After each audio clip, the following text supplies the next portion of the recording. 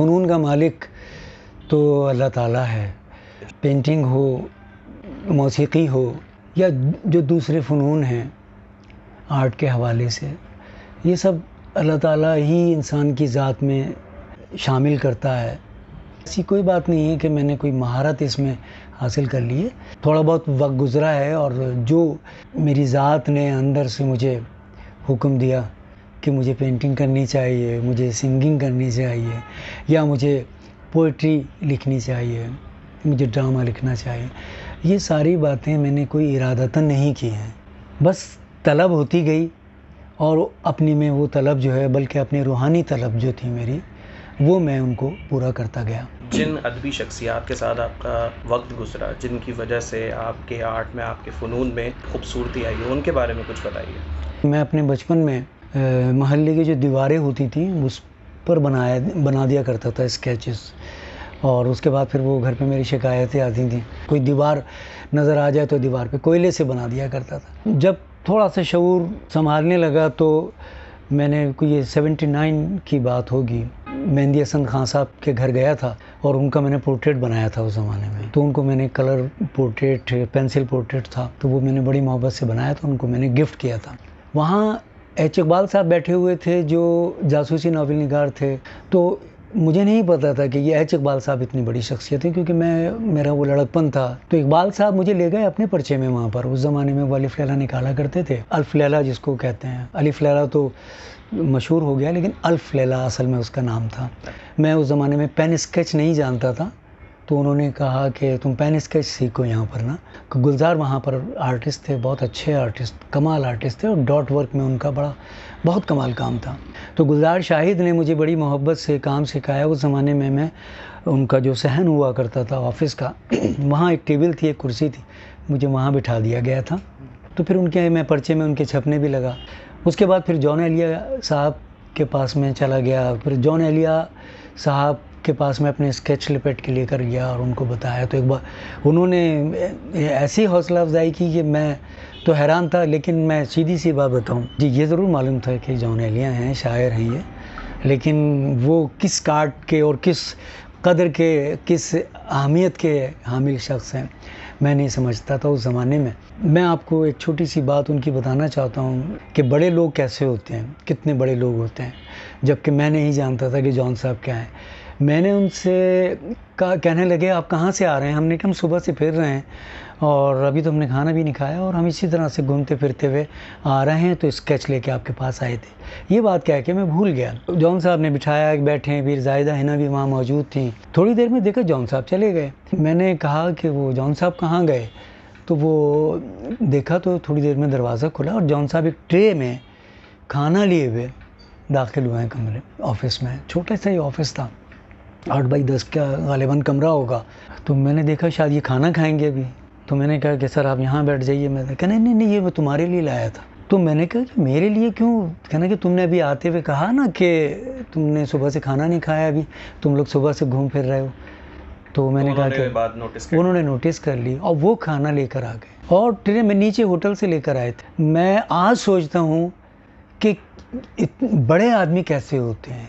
میں آج تک وہ بات نہیں بھولا. میں 2 سال ان کے پاس جاب کرتا رہا اور کام بھی کرتا رہا. ایک دن میں نے ان سے کہا، جون صاحب بیٹھے ہوئے تھے، جب مجھے تھوڑا سا میں واقف ہو چکا تھا ان سے، تو میں نے ایسے ہی ان کے گھٹنے پکڑ کے ایسے ان کے پاس بیٹھ گیا اور میں نے کہا جون صاحب میں موسیقی سیکھنا چاہتا ہوں. اس زمانے کے اندر میں نثار بزمی صاحب کا شاگرد نہیں ہوا تھا. انہوں نے کہا کہ دیکھو تم ابھی جس طریقے سے آرٹ میں جا رہے ہو یہ تمہارا بہت اچھا وقت ہے، تو ابھی تم یہ کرتے رہو اور میں 1-2 سال اور کام کر لو، پھر میں تمہیں کسی بڑے استاد کے پاس بٹھاؤں گا جو تمہیں بڑا جی جان سے سکھائے گا. بہرحال یہ بات آئی گئی ہو گئی. وہاں سے پھر مجھے مڈل ایسٹ جانا پڑ گیا. جون صاحب بہت خلاف تھے اس چیز کے، بہت ناراض بھی ہوئے. پھر میری ملاقات شکیل عادل زادہ صاحب سے ہوئی. شکیل عادل زادہ صاحب اس زمانے میں سبرنگ نکالا کرتے تھے، انعام راجہ وہاں پر اسکیچ آرٹسٹ تھے. شکیل عادل زادہ صاحب آج سے کوئی 25-30 سال پہلے میں جب کویت گیا ہوں تو میں نے اپنی 2-3 پینٹنگز جو تھیں وہ ان کے شکیل عادل زادہ صاحب کے آفس میں رکھ کر گیا تھا، کیونکہ میرا خمیر یہاں تھا، میرا مزاج یہاں تھا، میرے لوگ یہاں تھے. پھر میں مڈل ایسٹ چلا گیا اور وہاں جا کے پھر میں نے آئل پینٹنگ میں کام کیا. پھر وہاں میرے بھائی کا فون آیا کہ میری یہاں ملاقات نثار بزمی صاحب سے ہوئی ہے. ایک کلینک میں وہ کھڑے ہوئے تھے تو میں گیا ان کے پاس اور ان سے میں ملا ہوں کہ یہ نثار بزمی ہے. تو میں بڑا خوش ہو گیا وہاں کویت میں کہ جی نثار بزمی مل گئے, میں آؤں گا, مجھے ملوانا ان سے. وہ مجھے پھر ان کے گھر لے کر گیا, وہاں میں باقاعدہ ان کا شاگرد ہوا. یہ مرودات ذرا لمبی ہے. آپ نے شاعری بھی کی, تھوڑا اس بارے میں بتائیے گا, اس سفر کے بارے میں بتائیے. جو کام میں پینٹنگ سے نہیں کر پاتا تھا کہ وہ ایک آگ تھی مسلسل جل رہی تھی, اب اس آگ کو بجھانا ہے, وہ آگ بھڑکتی چلی جا رہی ہے. کیونکہ لفظ تو تھے, اساتذہ کے ساتھ بیٹھا اٹھا تھا جس میں اشفاق احمد صاحب سے بھی ہماری ملاقاتیں رہی ہیں, ان سے بھی شرف حاصل ہوا. تو ان لوگوں نے اصل میں مجھے ایسا آدمی بننے پہ مجبور کیا کہ تھوڑا تھوڑا سا میں کچھ اشفاق احمد بننے کی کوشش کرتا رہا, کچھ شکیل عادل زادہ بننے کی کوشش کرتا رہا, کچھ جون ایلیا بننے کی کوشش کرتا رہا. بہرحال پھر میں نے شاعری کی. تو وہ بے وزن شاعری ظاہر ہے جب آپ شروع کرتے ہیں آپ کو بحروں کا نہیں پتہ ہوتا, آپ کو اوزان کا نہیں پتہ ہوتا, عروض کے قواعد وغیرہ جو بھی ہوتے ہیں شاعری کے وہ نہیں پتہ ہوتے, لیکن آپ کو اپنے احساسات کا تو پتہ ہوتا ہے. کیونکہ جذبہ جو ہوتا ہے وہ عروض نہیں مانگتا, وہ کوئی بحر یا قید نہیں مانگتا اس کی کہ آپ کو قواعد میں آپ کو اپنے جذبے کا اظہار کرنا ہے. شاعری میں یہ ضروری ہے, لیکن اگر میں اپنا غم کسی سے کہنا چاہ رہا ہوں تو میں وہاں پر قواعد کا خیال تھوڑی رکھوں گا. لیکن کیونکہ شاعری آپ نے کرنی ہے تو پھر قواعد سے میں بے بہرا تھا, کہنا چاہیے. تو پھر میں نے اس کو سیکھنے کی کوشش کی تھوڑا بہت, اور پھر میں نے شعر لکھنے شروع کیے. تو تھوڑے بہت ایک تھے جاوید وارسی صاحب ملے مجھے, ہمارے اپارٹمنٹ میں ہی رہا کرتے تھے, وہ شاعر تھے بہت زبردست. ایک طرح سے میں کہوں گا کہ انہوں نے مجھے شروع کے اندر وہ میرے استاد ہی رہے ہیں, انہوں نے ہی مجھے سکھانے کی کوشش کی. تو میں نے اس زمانے میں شاعری میں شروع کی. تو ہلکے پھلکے شعر کہے, نظمیں کہیں, غزلیں کہیں, اور آج تک کہہ رہا ہوں. لیکن آج تک یہ احساس نہیں ہوا کہ یہ کوئی میں نے شاعری کی ہے. بس یہی مجھے احساس ہے کہ میں نے اپنے جذبات کا اظہار کیا ہے. تو جیسا آپ نے کہا کہ اپنے جذبات کا اظہار کیا ہے, تو آپ سب سے بہترین انداز میں اپنی کس غزل, اپنی کس نظم میں ان جذبات کا اظہار کر پائے؟ اس کے کچھ اگر اشعار آپ کہہ دیں تو بہترین ہو جائے. ہاں دیکھیے, یہ تو اس وقت میں یہ بات کہہ سکتا ہوں کہ جب میں نے کوئی کمال کیا ہو. تو کمال تو آدمی کو یاد رہتا ہے نا اپنا, لیکن کمال کیا نہیں تو اس لیے کوئی ایسی چیز تو یاد نہیں ہے. غزل بھی کہی, شعر کچھ کہے, تو میں آپ کو ایسی ٹوٹے پھوٹے کچھ 2 شعر سنا دیتا ہوں غزل کے, اور اس کے بعد ایک غزل بھی آپ کو سنا دیتا ہوں. ایک غزل کے 2 شعر ہی مجھے یاد رہ گئے ہیں کہ مدتوں سے راستوں میں خاموشی کے ساتھ ہوں, مدتوں سے راستوں میں خاموشی کے ساتھ ہوں, میں خود اپنے ساتھ ہوں یا اجنبی کے ساتھ ہوں. واہ واہ واہ. مدتوں سے راستوں میں خاموشی کے ساتھ ہوں, میں خود اپنے ساتھ ہوں یا اجنبی کے ساتھ ہوں, اور بے وفائی پر کریں گے گفتگو لیکن ابھی. یہ جو ایک زمانہ ایسا بھی ہوتا ہے کہ عہد ہے, اس کا میں نے ذکر کیا ہے. بے وفائی پر کریں گے گفتگو لیکن ابھی تم کسی کے ساتھ ہو میں بھی کسی کے ساتھ ہوں. بے وفائی پر کریں گے گفتگو لیکن ابھی تم کسی کے ساتھ ہو میں بھی کسی کے ساتھ ہوں. اور ایک غزل کے میں شعر آپ کو کچھ سنا دیتا ہوں, مجھے یاد پڑ رہے ہیں, پرانی غزل ہے میری, کہ کس صدا کو ڈھونڈتی ہے خاموشی, کس صدا کو ڈھونڈتی ہے خاموشی, در بدر پھرنے لگی ہے خاموشی. اور وہ گیا تو اب میرے احساس سے, وہ گیا تو اب میرے احساس سے اس کی باتیں کر رہی ہے خاموشی. وہ گیا تو اب میرے احساس سے اس کی باتیں کر رہی ہے خاموشی. اور تم پکارو تو سنو گے باز گشت.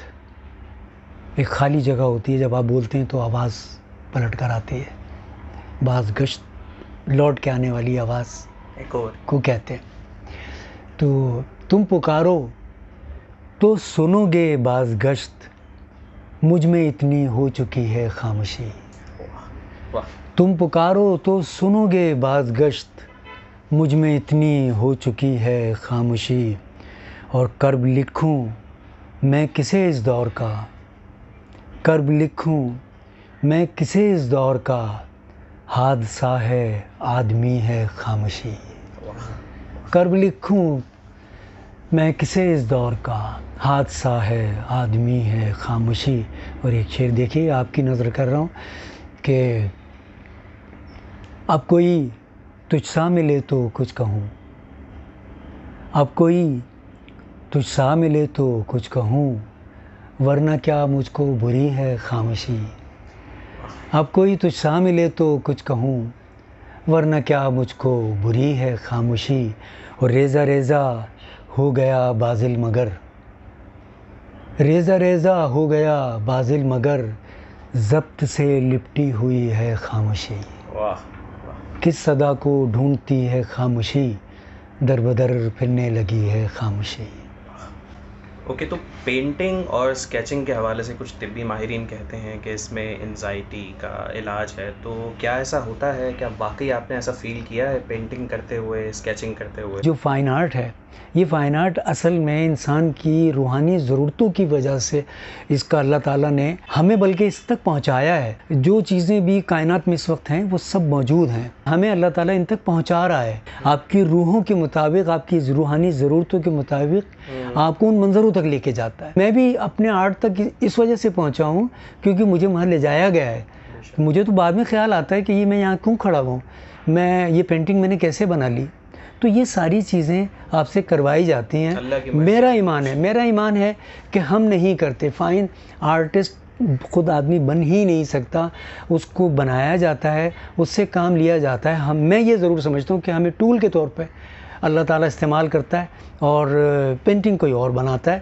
ہم صرف ٹول ہیں اس کا. جس طرح سے میرے ہاتھ میں برش ہوتا ہے، میں کسی اور کے ہاتھ میں شاید برش ہوتا ہوں. آپ کو کیا لگتا ہے کہ آج کے زمانے میں اردو زبان کی خدمت ہو رہی ہے، وہ خدمت جو ہونی چاہیے، چاہے ڈرامے ہو یا نیوز ہو یا ایون جو یہ کراچی لٹریری فیسٹیولز وغیرہ ہوتے ہیں جن کا کام ہی اردو زبان کا فروغ ہے، تو یہاں پر استعمال ہونے والی زبان کیا آپ کو لگتا ہے کہ اس درجے کی ہے جو کہ ہونا چاہیے؟ دیکھیے، بڑا انتہائی کڑوا سوال آپ نے کر دیا ہے. اردو کے ساتھ جو ہم اس وقت کر رہے ہیں تو وہ سوتیلی ماں اپنے بیٹے کے ساتھ بھی نہیں کرتی، اپنے بچوں کے ساتھ بھی نہیں کرتی، اپنی اولاد کے ساتھ بھی نہیں کرتی. اس کی وجہ یہ ہے کہ کم از کم مار پیٹ کے ہی کام لیتی ہے، لیکن وہ اصل میں اس کی عیبوں کی وجہ سے مار رہی ہوتی ہے اسے. ایسا بہت کم ہوتا ہے کہ اخلاقیات پہ مار پڑ رہی ہو کسی اولاد کو. اس کو جو مار پڑ رہی ہے اصل میں اردو کو، کہ یہ اس کے اچھا ہونے پہ پڑ رہی ہے. لوگوں کو پتہ نہیں، ایک خوف سا ہے اردو بولنے سے. میں بھی جو ابھی جو آپ سے اردو میں بات کر رہا ہوں، یہ مکمل وہ اردو نہیں ہے کہ جو اردو باقاعدہ ایک ادب کا حصہ ہوتی ہے. بہت سارے لفظ ہیں جو غلط العام ہیں. مطلب اب جیسے آپ غلط لے لیجئے، بعض لوگ کہتے ہیں اس کو غلط، حالانکہ لفظ غلط ہے. زبان سے سب سے پہلے تو پیار ہونا ضروری ہے. اگر آپ فیض کا تجزیہ کریں گے، احمد فراز کا کریں گے تجزیہ، تو آپ یہ نہیں سوچیں گے یا آپ یہ تجزیہ نہیں کریں گے کہ وہ زبان انگریزی کیسی جانتے ہوں گے. آپ اس پر ان پر فخر کرتے ہیں کہ وہ اردو کیسی جانتے ہیں. تو اردو کیسی جانتے ہیں اور اردو کیسی جاننی چاہیے، اور یہ آپ کو کہاں مدد دے سکتی ہے، اس پہ کام کرنا چاہیے. صحیح. اوکے، تو کچھ ڈرامہ نگاری کی بات کر لیتے ہیں. آج کل کا جو کانٹینٹ ہے اس میں لوگ کافی انگلیاں اٹھا رہے ہیں کہ ہم لوگ کچھ انڈیا کی جیسے ساس بہو کے ڈرامے ہوتے ہیں اس طرف ہمارا کانٹینٹ نکل گیا ہے.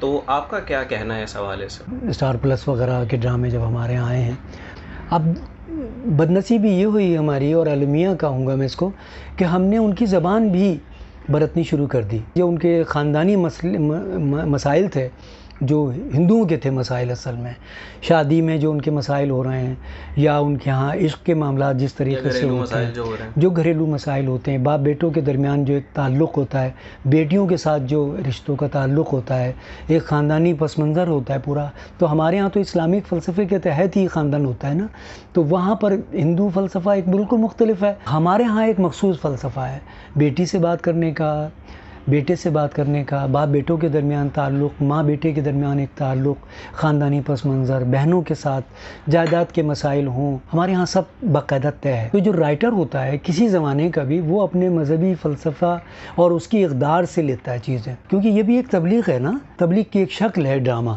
سوال یہ کہ آپ کیا پہنچا رہے ہیں ان تک. تو اگر آپ انڈین ڈرامہ پہنچا رہے ہیں یا انڈین تہذیب پہنچا رہے ہیں یا ان کے خاندان کی چیزیں پہنچا رہے ہیں تو سوال یہ ہے کہ اتنی بڑی ایسی کیا چیز ہے ان کے اندر کہ جو آپ پہنچا رہے ہیں. سوال یہ ہے کہ ہم اتنا سوچنا بھی نہیں چاہتے, ہم صرف کرتے چلے جا رہے ہیں. اس سے ظلم یہ ہوا کہ ہماری جو اپنی ایک تہذیب تھی, جو ہمارا ایک کلچر تھا, ہم اس کو سمجھنے سے قاصر ہیں. جو دنیا ٹی وی دیکھ رہی ہے وہ پہچان نہیں پاتی کہ کیا فرق ہے ہندو کلچر میں اور کیا فرق ہے اسلامی کلچر میں. تو یہ سب مسائل جو تھے یہ ہیں اور یہ ابھی رہیں گے, کیونکہ ہمارے یہاں جو نئے لکھنے والے آ رہے ہیں وہ مجھے نہیں پتا کہ وہ ضرورتاً آ رہے ہیں یا ارادتاً آ رہے ہیں. میں نے 3 سیریل لکھے اور ان تینوں سیریل کے اندر آپ دیکھ لیجئے, اس میں اگر ساز بھی ملے گی تو آپ کو ایک ڈیفرنٹ ساز ملے گی, آپ کو اگر بہن ملے گی تو مختلف بہن ملے گی. میرا ڈرامہ جان ہتھیلی پر PTV پر چلا تھا اور اردو 1 پر چلا تھا. دیکھیں اس کے اندر آپ ISPR اس میں شامل تھی اور بلوچستان کے پس منظر میں بہت اچھا ڈرامہ رہا. آپ دیکھیے کہ میں یہ نہیں کہتا, جب میں وہ لکھ رہا تھا تو آپ یقین کیجئے کہ میں وہاں چہل قدمی کرتا ہوا, جب میں وہاں آفس میں ٹہل رہا ہوتا تھا تو میں یہ دلی طور پہ کہتا تھا کہ اللہ تعالیٰ اس کو میری خدمت میں شامل کرنا. جان ہتھیلی کے علاوہ اور کون سے ڈرامے آپ نے لکھے ہیں, ان کے بارے میں بھی کچھ بتائیے. ہاں, میں نے ایک وفا ڈرامہ لکھا تھا جس میں بابر علی صاحب نے مرکزی کردار کیا تھا. بہت خوبصورت انہوں نے کام کیا. منشا پاشا تھی اس کے اندر اور عرفان موتی والا کا بڑا اچھا کردار تھا اس کے اندر.